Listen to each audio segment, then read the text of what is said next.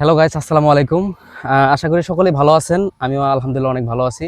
তো রায়হান ভাই ইউটিউব চ্যানেলের পক্ষ থেকে সবাইকে আমন্ত্রণ জানাচ্ছি, শুভেচ্ছা জানাচ্ছি।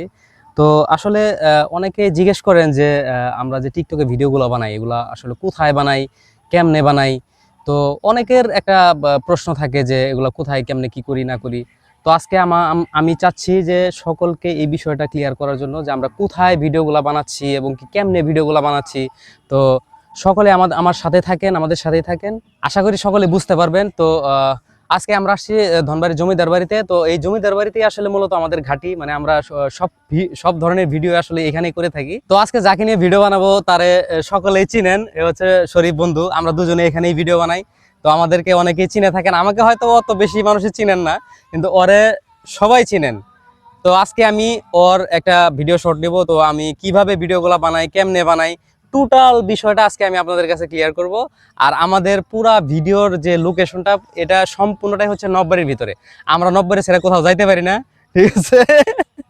তো চলেন আমরা দেখি আসলে কেমনে কি করি আজকে।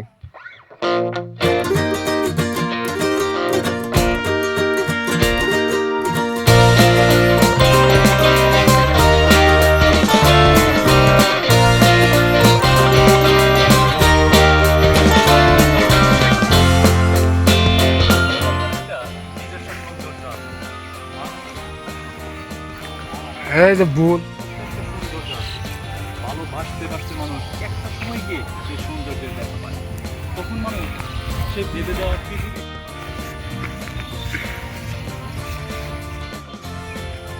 ভালোবাসার নিজস্ব একটা সৌন্দর্য আছে। ভালো বাঁচতে বাঁচতে মানুষ একটা সময় গিয়ে সে সৌন্দর্যের দেখা পায়। তখন মানুষ সে ভেবে দেওয়া